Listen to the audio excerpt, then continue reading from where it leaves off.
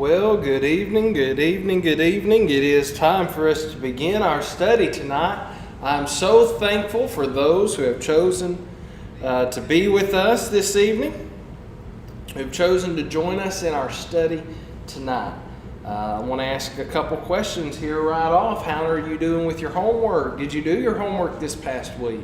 Some of you may be joining us, maybe saying, whoa, Brother Parrish, I don't remember one writing of homework that you told me to do. Well, that's okay too. But for those who do remember what their homework was, remember first and foremost, it's always saying our 17 periods of Bible history every single day. We want to say them over and over and over again.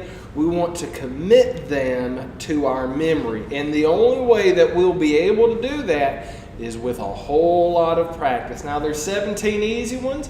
We're going to go over them again here in just a moment. But how did you do this week? Did you practice them? Did you write them down? Did you tell them to a friend? Did you record yourself saying them and listen to them over once more? What did you do? I hope you did well. I hope you practiced. I hope you put forth that effort in your study of committing those to your memory, and then asked a lot of questions about those. The second thing that we asked for homework this week was to ask questions about the first 11 chapters in Genesis. Those first 3 periods before the flood, and the scattering of the people. Remember those 3? Our challenge, our homework was to talk to mom and dad about one of those 3 periods. Or mom and dad to talk to your children or grandchildren about one of those 3 periods. Or talk to somebody about it. Ask some questions. Now, if you didn't do it last week, do it this week. Practice, study, talk, and ask about all of these things so that we can grow together in God's Word as we study it, book by book, period by period, each week. You know, we said we're going to say them right here at the beginning, so let's go ahead and do that. Are you ready to do that, friends? Ready? Before the flood, the scattering of the people, the patriarchs, the Exodus, the wandering in the wilderness, the invasion and conquest of the land, the judges, the united kingdom, the divided kingdom, Judah alone, captivity, return from captivity, years of silence, life of Christ, early church, letters to the Christians. How did you do? Did you get all 17 of those? I know we went through them just a little bit faster tonight, and that's okay because we need to be able to say them a little bit faster week after week as we continue to study these things together. Now, we're not going to say them backwards right now. You can practice that on your own time at home. Say those backwards, write them down, and remember to tell someone about it. Last week, we're in our 3rd cycle of the 17 periods. Last week, we talked about before the flood. We talked about the events, those 6 days of creation. We got to chapter 2. We see that God said He looked over His creation. Everything was very good. And then God rested on day 7. And that would serve as a reminder for the Hebrew children about the Sabbath day, the day of rest for them. They would remember all that God had done for them and how God created the world, and then also what God would do for them later on, which we're going to talk a little bit about that tonight. We saw Adam and Eve there in the garden, the naming of the animals, the creation of woman, what she was created for, to be a helper for man, to be the one who would complete him, the one who would be his equal there. But then we saw that first sin with that crafty serpent. Do you remember what happened there? Eve said, "Oh no, we can't eat of that fruit," after the serpent tried to get her to. And then he said, "Why can't you?" Now, this is a paraphrase. And she said, "Well, God said that in the day that we eat of it, we will surely die." "You won't die." Well, they would die. While it may not be an Did we reconnect there? Sorry, I lost connection for a moment there. I don't know what happened. I paused. I saw it. So hopefully we're back up and running again tonight, and we won't have that happen another time. No promises, because we know how tricky internet can be at times. What we said was, when the serpent tried to trick Eve into eating of the fruit, he said, "You won't die." And while they didn't die an instantaneous death upon eating, they did die a slow decay. But they also suffered a spiritual death, a separation from the Creator, a separation from God. And they suffered shame and reproach, both Eve and Adam, because they both ate. So the serpent was punished. We get the first prophecy of Jesus Christ in Genesis chapter 3.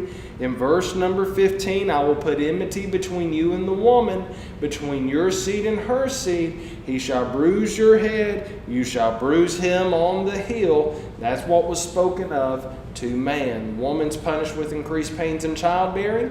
And then we see man being suffering with the sweat of his brow. He would then earn his living, earn all his food. We saw the story of Cain and Abel, their sacrifices, the improper sacrifice of Cain, how that created bitterness in his heart, and sin was crouching at the door. And it got the best of Cain, and he murdered his brother Abel. And then he is punished to wander on for the remainder of his generations. We then saw the generations of Seth, and how Seth was not like Cain. Cain would raise children, it seems, who'd be referred to as the daughters of men. And Cain was a wicked man. But Seth, it was in his days that they called upon the name of the Lord. They were called sons of God. So we see then the generations of Seth all the way down to a man by the name of Noah, who built the ark. And Noah was warned about the flood. He was told what he needed to do to prepare for the flood. He does that. God sends the animals on 2 by 2, each after their kinds. The rains come down, the floods come up, and the whole earth was covered. 15 cubits, if I remember correctly, the waters would be above the highest mountain top. Now, that's really high up there. And then it'd be a long time, I believe, a year and 10 days total, that Noah, see, I'm focused on Abraham because that's where we're going here in just a minute.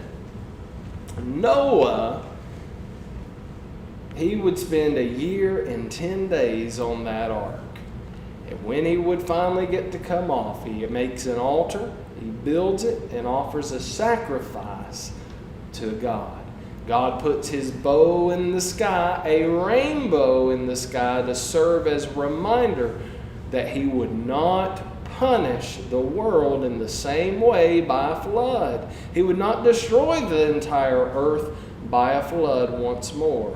But as we learn from scriptures later on, God will punish the entire earth one day, and it will be by fire all over the earth. So we need to be ready for that. And that's what all of these periods point us to. They point us to Christ. That's what the lineages are for. Shem, Ham, and Japheth. We'll learn about them and what they do, and the punishment of Ham in particular that would lead to eventually to the building of the Tower of Babel. We then learn that that is where the languages are divided, and in that language division, God would then send the people over the faces of the earth. We then have the generations of Shem. Shem goes all the way down to a man by the name of Terah. And Terah would begot his son Abram, or as we may call him, Abraham. We don't always remember Abram, at least not always remember that name first. We always remember the name Abraham. Perhaps because we sing that song in our Bible classes. Father Abraham had many sons had Father Abraham. Now, we're not going to sing all that song tonight and do all the hand motions that you kids do, but that's okay. We sing that song to serve us as a reminder of what the children of Abraham would be called. the descendants. He is our father. Our fathers, Abraham, Isaac, and Jacob. Throughout the scriptures, you'll see those three patriarchs come up. In fact, on occasion, you'll even see, and we serve the God of our fathers, Abraham, Isaac, and Jacob. Now, why are these three fathers so important to Jewish history, to the history of this group of people, from Adam to Seth to Noah to Shem, all the way down to Abraham, Isaac, and Jacob? Why are these three men so important? Well, I'm glad you asked that question, because the answer to that question is found in chapter number 12 of Genesis, when God says to Abram, I want you to go forth from this country. And I want you to go forth, to go away from your relatives and from your father's house to the land which I will show you. And I'm going to make you a great nation, and I will bless you and make your name great. And so you shall be a blessing, and I will bless those who bless you, and the one who curses you I will curse. And in you all the families of the earth will be blessed. So we see these promises given to Abraham. They're also given to Isaac in chapter 26. They're then given to Jacob in chapter 28. And then the promise is not spoken of in the fullest extent to Judah, but Judah would be told about a prophecy that shows that he will be the one to receive that torch in chapter 49 and verse number 10. So chapter 12, chapter 26, and chapter 28 are the important chapters for us in remembering these promises given to Abram, and why those three men are so important for us today. So when we look at the promises given to Abram, did you notice something there? Remember in chapter 11, we pointed this out last week, about how they said, let us go down there and make a nation of ourselves, to make a name for ourselves, to be very popular amongst everyone because of all that we are going to do. Well, did you notice the difference in chapter number 12?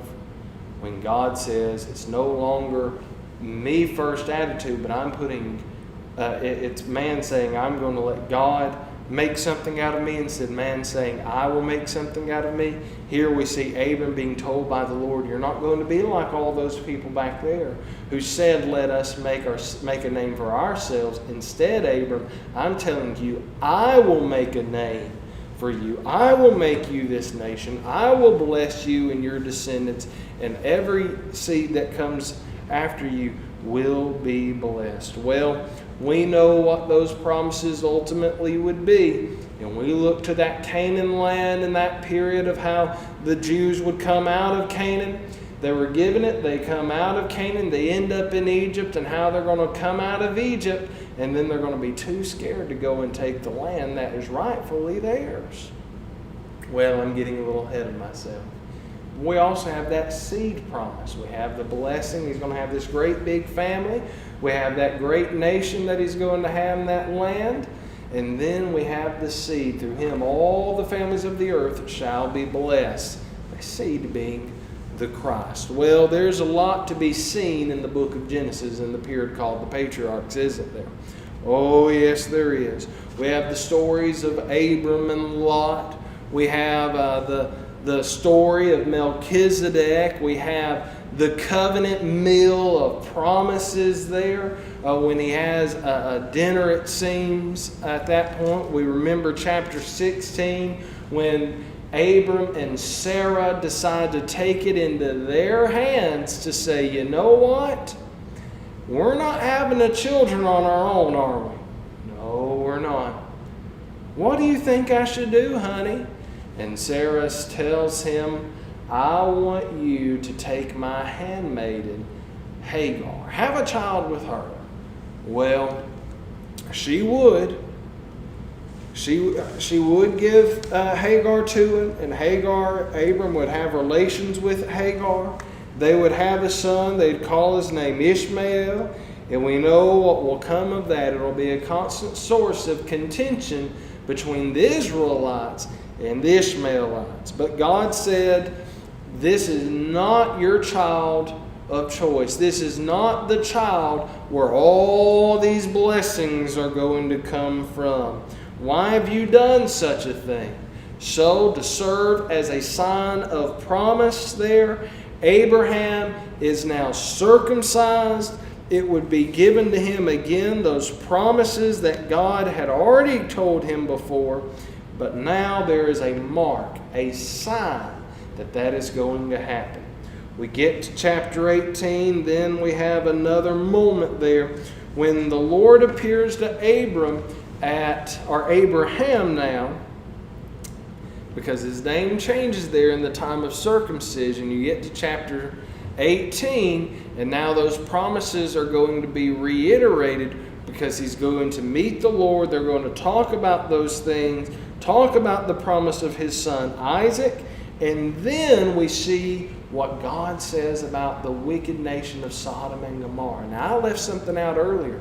Where did Lot go? Remember Abram and Lot? How Lot and Abram, their families were just growing so, not maybe Lot's was, Abram's wasn't, but Abram's servants, there were so many of them, and they separate their ways. You remember where Lot goes? Sodom. So he heads on to Sodom and Gomorrah, and so we learn about the doom of Sodom there in chapter 18. Well, won't you spare Sodom for the sake of 50, for 30, for 20, for 10 souls? So the Lord was very disappointed with Sodom. And the Lord was going to send fire and brimstone upon it. And Abram wanted to save Lot and his family. But there weren't even 10 souls found there in Sodom that were righteous. When the angels get there, they show some mercy and grace unto Lot and his family and tell them, look, get out. Go. Flee the city. Go through the mountains. Get out of here. Don't look back when you leave. Oh, but remember Lot's wife. What did she do? She turned back around, and when she turned back around, she turned into a pillar of salt. Well, we know through a few chapters later in the book of Genesis who is born. Isaac. Now, Isaac eventually would grow, and as he grew, the Lord would not really test him, but tell him, Abraham, I want you to go and offer your son Isaac as a sacrifice. Abraham doesn't hesitate. The very next morning, he gets up and he goes and he's prepared.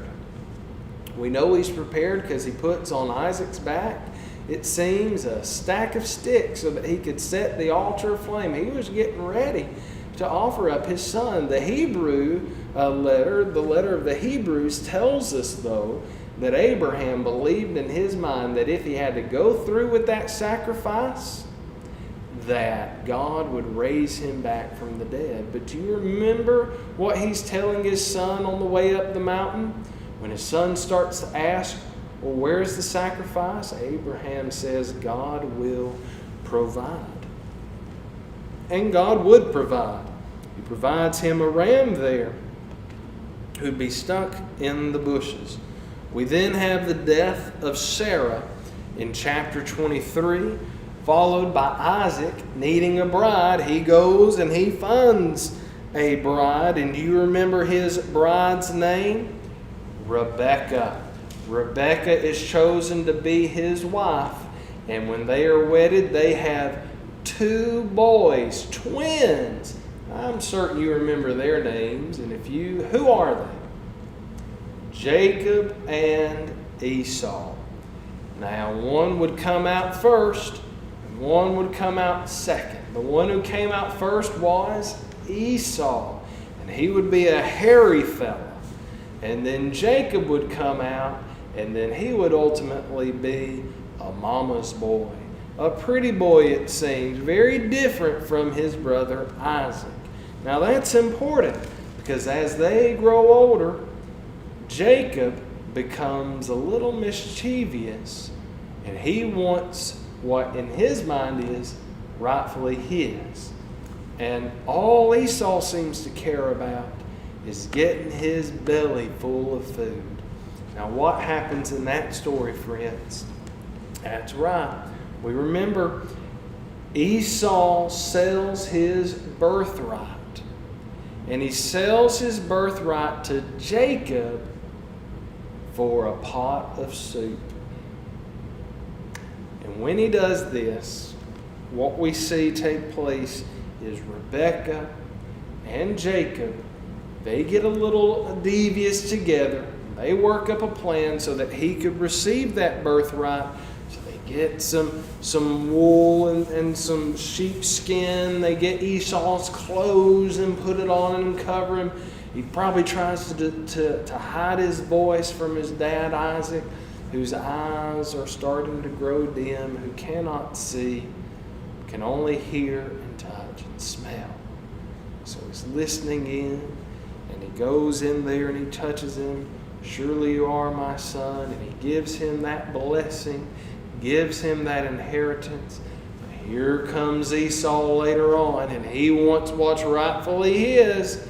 He, after all, who would really sell their birthright for a pot of soup? Well, it had already been given, and now he would have to serve his brother for all those years, and that makes him really angry. Angry to the point that he wants to kill Jacob. Well, that can't happen, because he's going to be the one who's going to receive the blessings, and he's going to be the one who is going to then take away after that dream that he has and take all of those promises that God gave to Isaac and to Abraham. So we follow Jacob. And Jacob flees away. His mom sends him to Laban to work, to find a wife. Laban would be his uncle. And so, yes, he marries his two cousins, Leah and Rachel. Now, he wanted to marry Rachel, but Laban pulled one over on him. And when he does, Leah, behold, it's her on their wedding night. Well, he then works 7 more years for Rachel to make sure there's no more trickery. He wanted her up front. So he takes her as his bride, works his time, eventually will leave and flee Laban, and then finally begins to settle in to a land. We get to chapter 32 after he's feared Esau for a little while. Jacob then one night is out and about, and he seems to be making a name for himself, and as evening was setting, he began wrestling with this man of God, this man who most would say might even be the Lord himself. And it says that he prevailed all the way to daybreak until the Lord, or the angel of the Lord there, whatever it may be, touches him in his hip to cause his hip to go out of place, because they are fighting all night long and he's prevailing. And then his name is now changed to Israel. His name would be changed to Israel, because it would mean that he who strives with God. So, as his name is changed to Israel, we then see that he has all of these sons, right?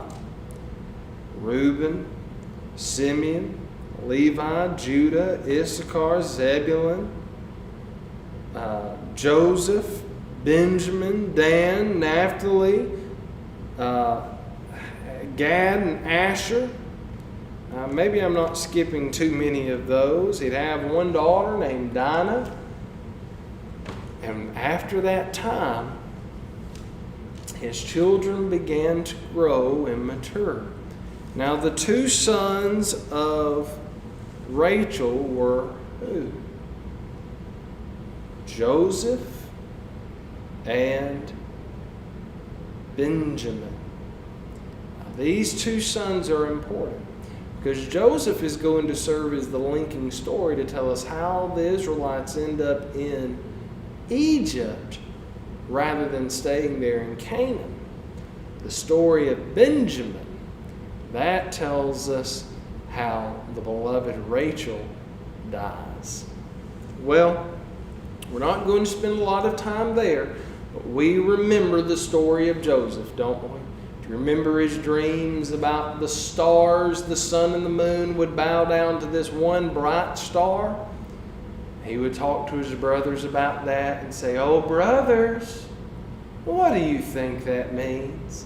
He'd have another dream about these stalks and how they'd all be bowing down to this one stalk, and it was always the same amount of numbers. "Oh, brothers, what do you think this means?" Well, they knew what it meant, and it infuriated them. After all, he's got that pretty, colorful coat. Let's get rid of Joseph.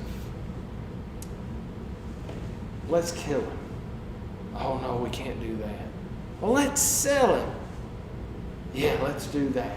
We'll sell him away, we'll make some money, and then we'll say that he died out in the field. That sounds like a good idea. Well, that's what they do. The oldest brother looks there and thinks to himself, well, now I could let that happen. Or I could try to get back there and be able to rescue him. Well, the other brothers work it out. They find them a group of men who are ready to make a deal on the spot. And as they begin to make that deal on the spot there, we learn about how Joseph is sold into slavery, sold into Potiphar's house, then begins to work his way up into Potiphar's house where he becomes almost second in command to over all that Potiphar has. He has all control, everything he wants there, except for Potiphar's wife. Now, Joseph didn't want Potiphar's wife to begin with, but Potiphar's wife, she wanted Joseph. So she tries to tempt him, to trick him, and it causes nothing but turmoil in Joseph's life. He refused to have his way with her, refused to do that to Potiphar, and so she tricks him there and grabs his outer garment, his cloak there, and then shows it to Potiphar. And that is when what happens? Potiphar's enraged and throws Joseph into prison. Now that's an important story as well, isn't it? While Joseph is found in prison, what happens? There's a butler and a baker who have some dreams. Now the butler, some translations call him the king's cupbearer. And so what we find there, the cupbearer to Pharaoh would have a dream, and his dream would be fortunate, but the baker would also have a dream very similar. It'd be a bit unfortunate. See, the butler would be allowed to leave, to get out of prison, would be restored back to his place of command there in Egypt under Pharaoh. And Joseph says, now when you get out, just remember me. If there's ever a chance, say a nice thing about me, if you will, so I can get out of this joint. I've done nothing wrong.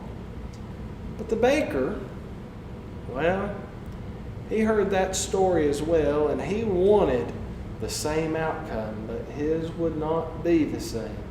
Yes, he would get out, but he would get out only to find himself being executed. Well, some time passes. Some time passes at that point where we learn that Pharaoh would have a dream. Now, Pharaoh's dreams were very different because his dreams would also serve a purpose. Pharaoh's dreams were about 7 fat cows and 7 skinny cows, and those 7 skinny cows would eat the 7 fat, and that just put him all out of sorts. And he'd have another dream. Oh, look at these 7 beautiful ears of corn. And then here comes these tattered ears, and it's just vile, and they gobble them up. And he'd wake up, and he'd be sweating drops so large everyone would notice there. But it made him distraught. All of his wise men, no one could interpret that dream. Do you remember that cupbearer? That butler? Well, he remembered Joseph.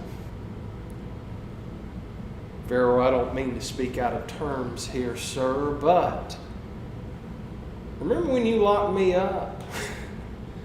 There is a man in there who he can interpret dreams. So Pharaoh calls for Joseph. Joseph goes before Pharaoh.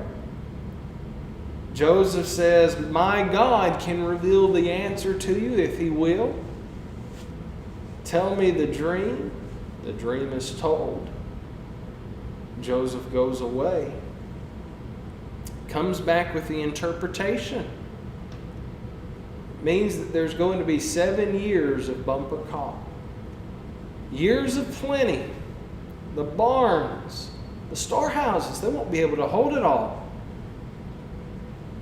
Pharaoh, I've got some bad news as well. After those 7 years of plenty comes 7 years of famine. Well, Pharaoh didn't like that at all. Joseph, see to it that that doesn't happen. And as Joseph's luck would work out, really the providence of God working there, he begins to work himself up into Pharaoh's house, where he becomes second in command of all of Egypt. After 7 years of plenty, great harvest and storehouses being built all over the place, they have enough food to store for the 7 years that they would then spend of famine. People from all over would come to try to get food, including his own brothers, who would grovel at his feet, pleading for food. Oh, but you've got another brother. Surely there's another one at home that you did not bring. Bring him to me. Oh, we can't. Well, Benjamin is finally brought. And then as they leave there, he puts his cup into one of their satchels. It's hidden there. And that would serve a purpose. To scare them, yes. But also to get their dad out there. And then as they are brought in, the brothers are reunited. He tells them exactly who he is. They embrace. They send for Jacob, for Israel. He comes to Egypt. Jacob then settles in the land of Goshen. Joseph is given an inheritance, but he doesn't need it, so it's given to his 2 sons, Ephraim and Manasseh. Israel then has a prophecy there. Again, we get to chapter 49 and verse number 10, where the scepter would not depart from Judah, nor a lawgiver from between his feet, until Shiloh comes, and to him shall be the obedience of all the people. Well, that Shiloh that would come would serve as a reminder of the Christ, the Messiah, the Redeemer for all the people. Well, chapter 50, though, we learn about something else. What do we learn in chapter 50? Sure, we can see a variety of different topics there. The main thing that we can notice is Israel's final statements there before he dies. And then also the death of Joseph. Now Joseph said, when I die, don't leave my bones here. You're not going to stay in Egypt forever. When I die, and my bones are put in a grave somewhere, remember my bones, carry them up out of here to bury them where they're supposed to be. Well, that leads us to our next period. Our times run short. But once we get to the book of Exodus, as the Israelites are going to leave out of Egypt, they're going to make their exit, whose bones are they going to carry? Joseph's. So we picked up a few details tonight. We stumbled our way through some of that as well. That was on me. My iPad died, had all my notes on it. Didn't try to wing it. Just tried to use my old Bible here, and I found myself closing it a little more than opening it up to remind myself of some of those stories. That's okay. as we study this book together, as we go over these periods and we think about them more and more, these stories begin to jump off the page to where eventually you're able to say, oh,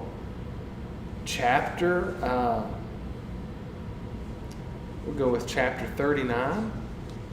Well, that's how Joseph ended up in Potiphar's house. What about chapter 40? Oh, well, that's the prison scene where there are all those dreams. Chapter 41, Pharaoh's dreams.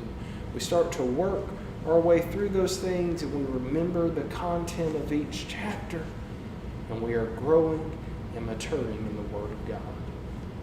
Well, maybe you can talk to one of your friends or family members, to your mom or your dad, or to your children, or your grandparents or your grandchildren, about one of these patriarchs tonight. If you're a child, ask your mom about Abraham, or ask your dad about Jacob or Israel. Ask them some questions. Tell them what you already know, and have them tell you something else too. Say your 17 periods, and then we'll close our study tonight. Ready? Before the flood, the scattering of the people, the patriarchs, the Exodus, the wandering in the wilderness, the invasion and conquest of the land, Judges, the united kingdom, the divided kingdom, Judah alone, captivity, return from captivity, years of silence, life of Christ, early church, letters to Christians. Thank you for your time. I hope we've gained something together. I hope we've learned something tonight. And we'll study again at 7 o'clock here in just a moment. We'll be in 1 John chapter number 2. Hopefully you'll join us for that study as well. Thank you so much. Have a great evening. God bless each and every one of you.